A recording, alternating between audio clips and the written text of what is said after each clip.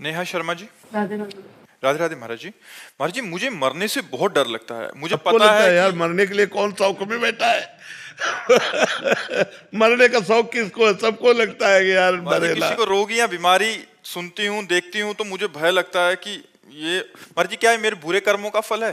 नहीं, बुरे कर्मों का नहीं, ये अज्ञान का फल है। अज्ञान जो है ना, वो डर देता है। जैसे देखो, हमारी दोनों किडनी फेल हैं, डायलिसिस होता है, कभी भी मृत्यु हो सकती है, लेकिन हम हंस रहे हैं, हमें कोई भय नहीं, कोई दुख नहीं, क्योंकि हमने अपने चित्त को भगवान से जोड़ा है। मुझे पता है कि मेरा शरीर छूटेगा, मेरा प्रीतम जो श्यामा श्याम है, मैं उनके पास जाऊंगा। जिनके लिए मैं जीवन भर तड़पता रहा, जिनके लिए जीवन भर भजन किया, अब उनके पास मिलने का समय आ रहा है। तो मृत्यु मेरे लिए महोत्सव है, भयावह नहीं है। भयावह कब होती? जब मेरा परिवार होता और उनमें मेरी प्रबल आसक्ति होती, मकान में, बैंक बैलेंस में, तब होता कि मरने से सब छूट जाएगा, तो भय लगता। बात समझना। तो अगर आप इन सब में भगवत भाव करके, नाथ सकल संपदा तुम्हारी, मैं सेवक समेत सुतनारी, तो मरने का भय चला जाएगा। महाराज जी, हम जब ग्रस्त में बात करते हैं, आपका तो है ही नहीं, तो हमके बच्चे भी हैं, तो पत्नी उसी भी को है। उपाय तो बता रहे कि बच्चे में भगवान को देखो, पत्नी। बच्चे बात नहीं सुनते महाराज जी कभी कभी। देखो, बात सुनना ना सुनना वो अलग बात है, लेकिन हमें ये दृष्टि रखना कि इनमें भी भगवान है। चाहे छोटे हो चाहे बड़े हो, सब में भगवान है कि नहीं। मतलब इसमें आप बिजली है ना, ये प्रकाश दे रहा है, हीटर गर्मी देती है, फ्रिज ठंडा करता है, लेकिन पावर तो एक ही है ना।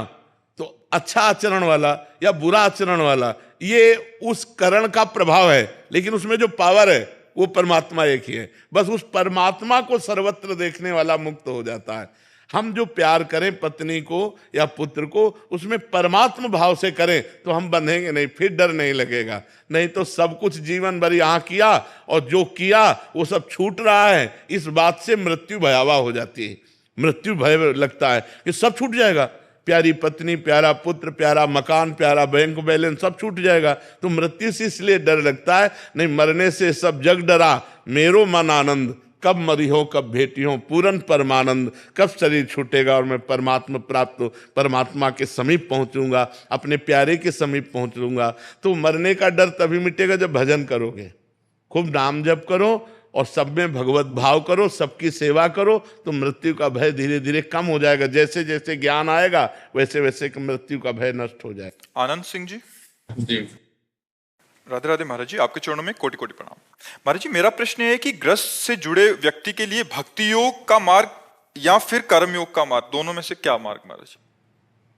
कर्म योग भक्ति परायणता से युक्त हो, ऐसा मार्ग चयन करना चाहिए। जैसे हम किसी के पति हैं, किसी के पुत्र हैं, किसी के भाई हैं, एक परिवार में हमारे बहुत से धर्म हैं जिन कर्तव्य कर्मों का निर्वाह करना है। फिर हम समाज में, हमारा एक व्यक्तित्व है, हम किसान हैं, व्यापारी हैं, नौकरी पेशा वाले हैं, या कोई अधिकारी हैं, या कोई नेता है, हमारा एक समाज में व्यक्तित्व है समाज सेवा का। अब हमको इन सारे धर्मों का निर्वाह करते हुए भगवान की प्राप्ति करनी है, क्योंकि मनुष्य जीवन का लक्ष्य भगवान की प्राप्ति है। तो अब हमारा कर्म योग जो विस्तार को प्राप्त हो रहा है, योग तभी होगा जब भगवान से चित्त जुड़ा होगा, नहीं केवल कर्म होगा, योग नहीं बनेगा। योग कहते हैं तेषाम, भगवान के वचनों से, तेषाम सतत युक्ता नाम भजताम प्रीति पूर्वकम ददामि बुद्धि योगम तम येन माम उपयांति ते।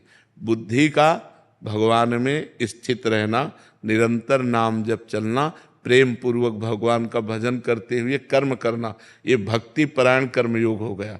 हर कर्म को भगवान को समर्पित कर देना।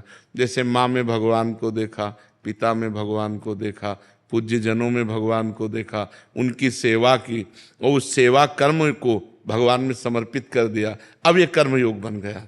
अब ये भाव से किया गया कि भगवान मेरे माँ रूप में, मेरे पिता रूप में, मेरे परिवार रूप में, मेरे समाज रूप में, विश्व रूप में। हम उसको एक से शुरू करते हैं और अनेक तक ले जाते हैं और अनेक को एक में स्थित करके मुक्त हो जाते हैं।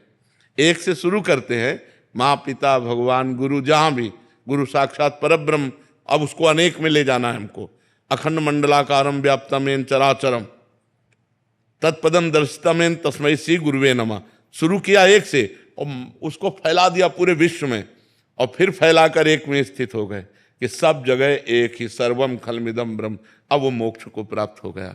तो हम जब योग से चलते हैं तो ज्ञान प्राप्त होता है, और केवल कर्म करते हैं तो दो प्रकार के होते हैं, शुभ कर्म या अशुभ कर्म। अशुभ कर्म का फल दुख होता है, शुभ कर्म का सांसारिक सुख होता है, भागवतिक नहीं।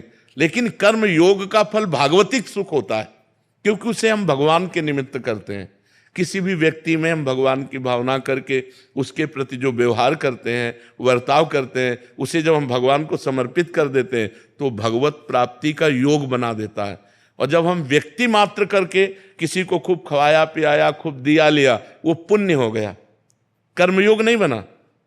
भगवत भाव से, अच्युत भाव से जो हम कर्म करते हैं वो योग हो जाता है, और व्यक्तित्व भाव से, सांसारिक भाव से करते हैं वो दो रूप ले लेता है, एक अशुभ कर्म और एक शुभ कर्म।